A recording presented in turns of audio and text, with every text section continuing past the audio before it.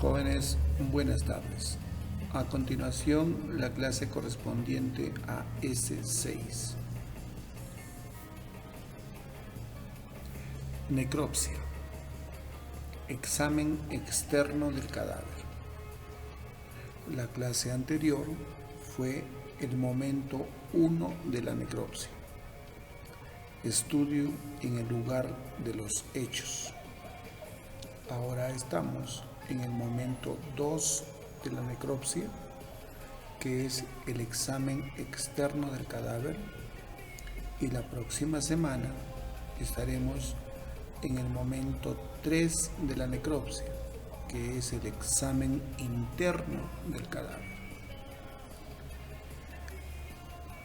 Yendo al tema de hoy, cuando hablamos de examen externo del cadáver, se entiende que vamos a hablar de este cadáver, pero sin abrirlo, y se hace estudio de sus prendas y de todo su cuerpo, incluyendo los agujeros naturales y los que hayan sido provocados, inclusive los signos de lesión que pueda tener.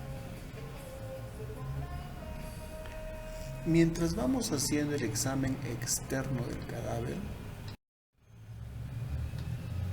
nosotros debemos tener en claro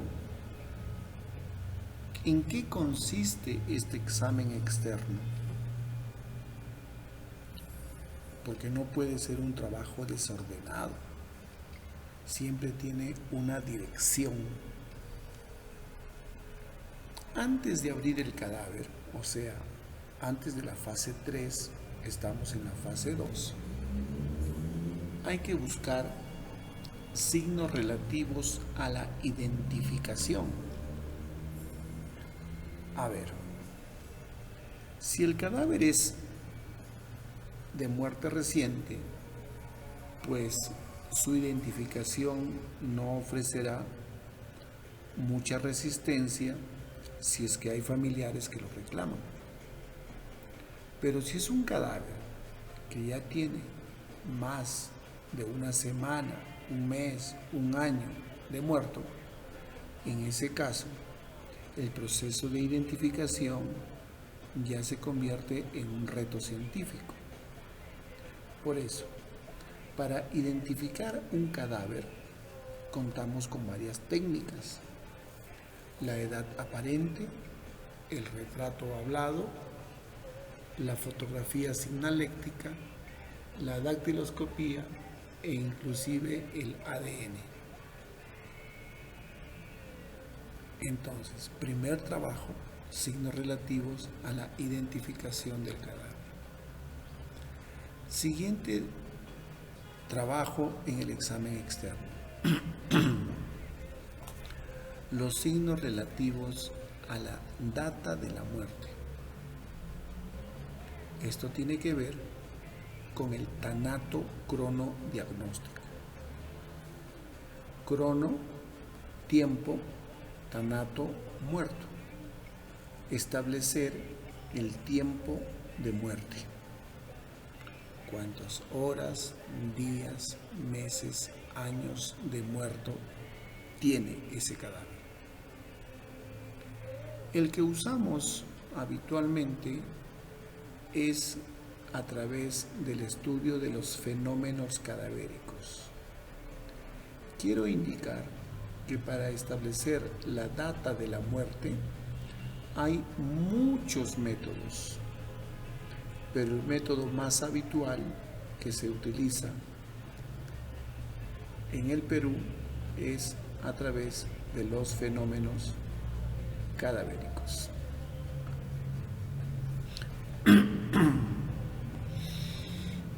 El otro trabajo que se hace en el examen externo del cadáver es investigar los signos relativos al mecanismo de la muerte. Hay que ver las lesiones hay que hacer una revisión del lecho unguial.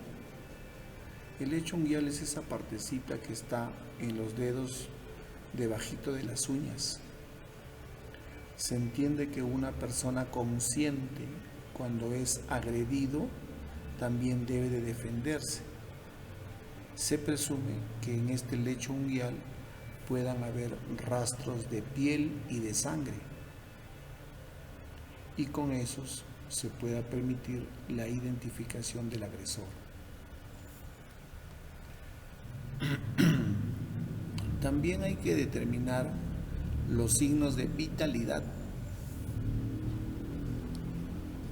Si en el cadáver observáramos heridas o lesiones, hay que ver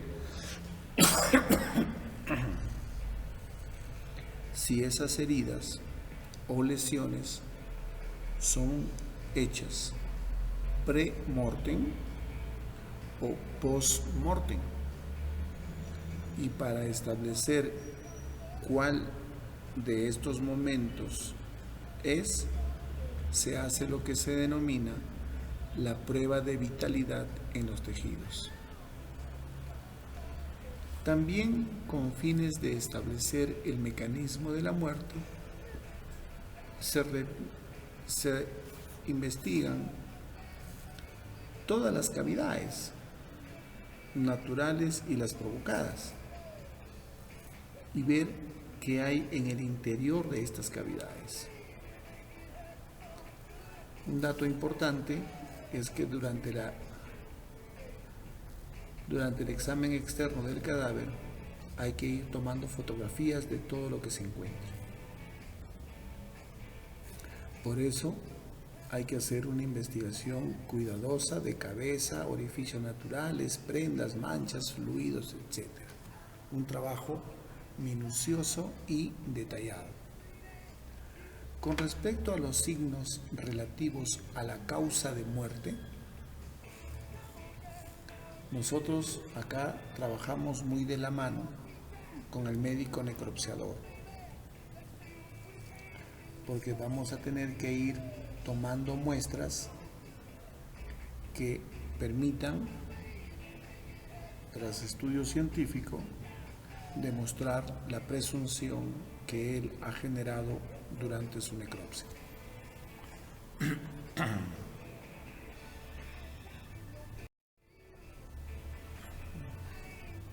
Empezamos con un elemento fundamental que es la facies hipocrática. Hipocrática viene de Hipócrates, quien en el 500 a.C. más o menos ya había observado la carita o la expresión que presenta una persona agonizante. Hay que entender que la agonía es una etapa transitoria entre la vida y la muerte. Hay agonías muy cortas, pero también hay agonías muy largas. Este momento agónico se caracteriza por la facies hipocrática, y que Hipócrates había descrito de la siguiente manera.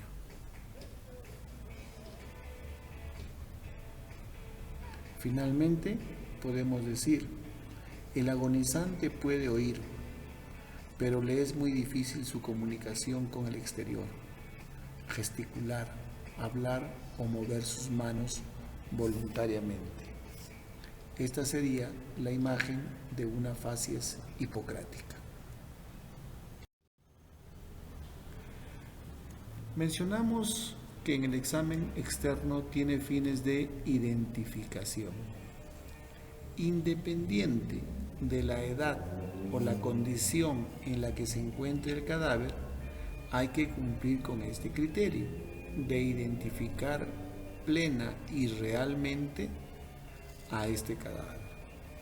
Para ello se cuenta pues con diversos profesionales, desde un antropólogo, odontólogo, tecnólogo médico, biólogo, etcétera, etcétera.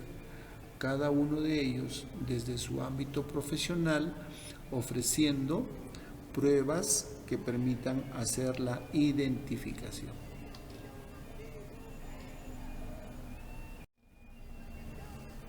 Entramos ahora a cómo se establece la data de la muerte o el tiempo de muerto. Hemos mencionado que para establecer la data de la muerte se utiliza lo que se llaman los fenómenos cadavéricos. Estos fenómenos cadavéricos, en realidad, cuando una persona muere y en razón de las horas y el tiempo que va pasando, su condición cadavérica va cambiando. Y se ha logrado observar lo siguiente, que hay dos momentos importantes. Tras la muerte, las primeras 36 horas aproximadamente, el cadáver pareciera que no se está pudriendo. Y pasadas las 36 horas ya se observan signos muy evidentes de putrefacción cadavérica. Se ha demostrado que los fenómenos cadavéricos en las primeras 36 horas no corresponden a la acción de seres vivos. Por lo tanto, se denominan fenómenos cadavéricos abióticos o también fenómenos cadavéricos tempranos. Esto depende del autor que estemos leyendo. Pero después de las 36 horas, donde ya es evidente en ese cuerpo los signos de putrefacción, a eso le llamamos fenómenos cadavéricos bióticos, porque la putrefacción está dada por las bacterias internas y o externas que tiene el cadáver. De acuerdo al autor que leamos, también se puede llamar fenómenos cadavéricos tardíos. En las primeras 36 horas, en los fenómenos cadavéricos abióticos, se presentan estos fenómenos: los cambios químicos hísticos, básicamente la modificación del pH en ese cadáver, la rigidez cadavérica, las livideces, el enfriamiento corporal y la deshidratación. Estos fenómenos corresponden a los fenómenos cadavéricos abióticos. Recomiendo la lectura de cada uno de estos fenómenos, porque el cadáver, cuando se vuelve rígido, no se vuelve rígido de un momento a otro, sino que la rigidez es paulatina, empezando por los músculos maceteros, terminando en las extremidades inferiores. Y en ese transcurso de rigidez van pasando los minutos, van pasando las horas, y que nosotros utilizamos para establecer la data de la muerte. Quiero indicar también que no vayamos a confundir rigidez con espasmo cadavérico. Sugiero averiguar a qué se refiere espasmo cadavérico, caso contrario lo conversamos en clase. El siguiente fenómeno cadavérico abiótico son las livideces. Esto significa que tras la muerte el cadáver se queda en una determinada posición. Como la sangre ya no está circulando porque ya murió esa persona, entonces la sangre, al ser un componente líquido, empieza a decantar. Y esa decantación genera que las zonas de la piel que están en la zona de declive se van pintando intensamente con compuestos ferrosos, ¿no? Va tomando un rojo vinoso. Las livideces también pueden indicar con facilidad si el cadáver ya tiene menos de 12 horas o más de 12 horas. Cuando una persona muere, paulatinamente también se va enfriando hasta adoptar la temperatura del medio ambiente. Esta variación de la temperatura también es utilizada para establecer la data de la muerte. Por ejemplo, se ha dicho que un cadáver pierde aproximadamente 1 grado Celsius las primeras 6 horas de muerto. Quiere decir que si la temperatura corporal es de 37 grados Celsius y encontramos un cadáver cuya temperatura rectal es de 35 grados Celsius, eso ya nos sugiere que tendría aproximadamente 2 horas de muerto.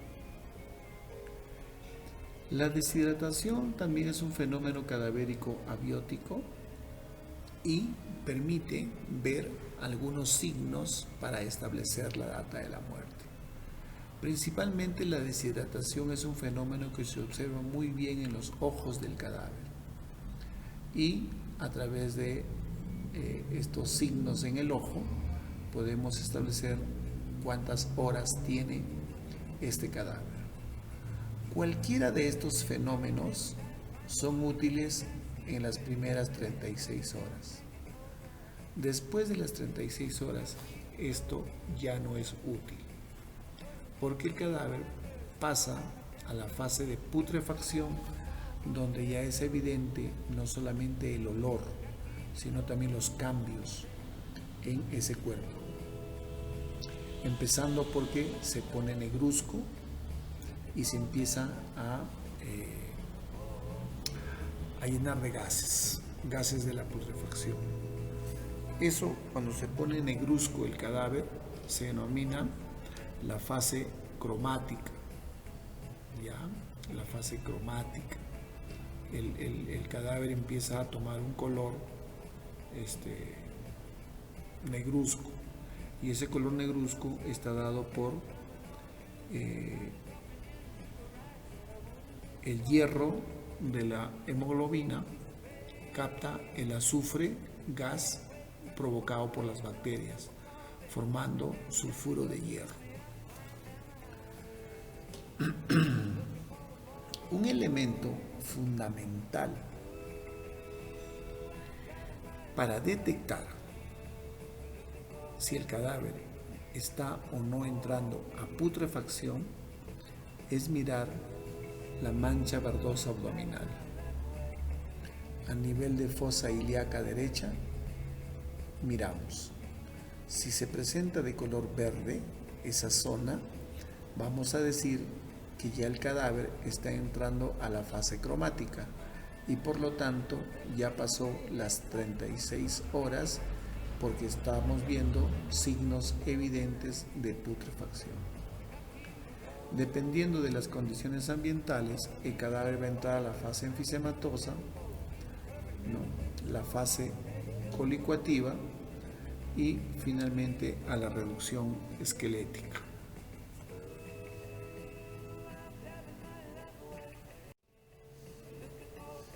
¿Todos los cadáveres se pudren? No. Hay condiciones en las cuales el cadáver no se pudre. Una de ellas es cuando un fetito muere dentro del vientre materno, ¿no? A eso le llamamos óbito fetal. Y puede haber óbito fetal anteparto y óbito fetal intraparto. Una característica fundamental del anteparto es que miramos los signos de maceración. ¿Cómo se observan los signos de maceración? Miren ustedes, es como que este fetito está perdiendo la piel. Como se ha muerto dentro del vientre materno, la humedad ha hecho que se esfacele la piel, ¿no? Y queda como sin piel. Este sería un signo de óbito fetal anteparto. En cambio, el óbito fetal intraparto presenta la piel intacta sin signos de maceración. Otras variantes de la putrefacción serían la momificación, acá está, la corificación y la adiposira. En la selva central del Perú, por ejemplo, cuando un gordito, muy gordito, fallece y es enterrado en el campo, en el suelo de la selva central, esa humedad y esa alcalinidad del suelo podrían hacer que su estructura grasa del cuerpo se convierta en jabón, y eso sería adiposira. Entonces ese cadáver no se va a podrir, pasarán los años y seguiremos viéndolo como si estuviera conservado. El siguiente interés en el examen externo del cadáver es establecer el mecanismo de la muerte. El mecanismo, como su mismo nombre lo indica, un suceso tras otro, son los fenómenos que ocurren en la persona desde cuando empieza su causa de muerte hasta el momento de la muerte. Es muy importante establecer en un cadáver el mecanismo de la muerte, porque nosotros, los tecnólogos médicos forenses, iremos tomando muestras que, tras el estudio anatomopatológico, se evidencie lo que el médico necropsiador ha sospechado en la necropsia. Con respecto al mecanismo de la muerte, como ven ustedes acá, tanto el mecanismo de la muerte como la causa de muerte son aspectos médicos, pero la manera de la muerte tiene relevancia jurídica. Ejemplo, una persona que ha sido disparada por un proyectil de arma de fuego. Su mecanismo sería pues la hemorragia. ¿Está bien? Va a morir por una hemorragia. Y la manera de la muerte es una muerte violenta. Entonces, este es el interés jurídico. Ahora, para establecer la causa de la muerte, que lo hace el médico necropsiador, ojo, nosotros solamente tomamos las muestras para corroborar su sospecha, el médico necropsiador establecerá la causa básica, la causa intermedia y la causa final de la muerte.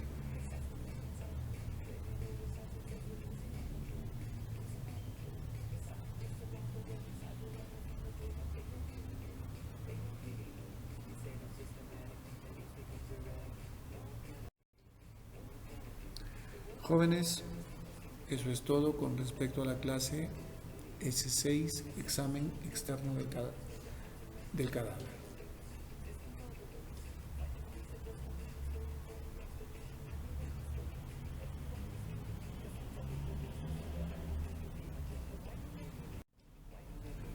Nos vemos la próxima clase.